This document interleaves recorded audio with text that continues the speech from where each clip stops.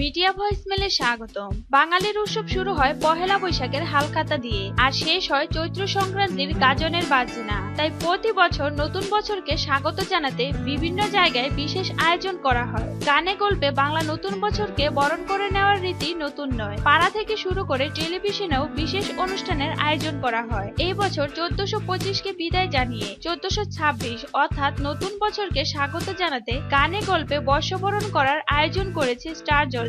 নতুন বছরকে স্বাগত জানাতে প্ল্যান মাফিক খানাপিনা আউটিং সেরে ফেলেছেন মানুষ। আর সাধারণ মানুষের মনে আনন্দের ঝড় তুলতে বসে নেই বাংলা টেলিভিশনের চ্যানেলগুলিও। বর্ষবরণ উৎসবে মেতে উঠল স্টার জলসা। নাচ গান আবৃত্তি সবই ছিল অনুষ্ঠানের রসদ হিসেবে। বাউল গান গাইলেন পটা, কার্তিক দাস বাউল, গৌরব দাস, ব্রততী বন্দ্যোপাধ্যায়ের কণ্ঠে সেই জনপ্রিয় কবিতা আমি সেই মেয়ের সঙ্গে পারফর্ম করলেন পল্লবী শর্মা। এবার জমবে মজার ছুটে উস্তাদদের টিম শুকনো পাতা নুপুর পায়ে এবং আমরা নতুন যৌবনেরই দূত গান দুটির সঙ্গে নিজেদের নৃত্য কারিশমা দেখিয়েছেন। তাছাড়াও নৃত্য পরিবেশন করেছেন স্বস্তিকা, রৌদ্রজিৎ, মধুমিতা, সন্দীপ দাস সহ আরো অনেকে। অনুষ্ঠানের ঝাঁজ বদলে দিতে হাজির ছিলেন অনিন্দ্য চট্টোপাধ্যায়, উপল সেন গুপ্ত এবং সিধু। নস্টালজিয়া এবং বাঙালিয়ানায় মিশেলে মঞ্চ মাতাবে তারা। ইমন চক্রবর্তী, শোভন গাঙ্গুলি, সৌম্য এবং চন্দ্রিকার গানেও ছিল অন্য আমেজ। এছাড়া অভিজিৎ ভট্টাচার্যের পারফরমেন্স বর্ষবরণ আড্ডায় অন্যমাত্র সংযোজন করে।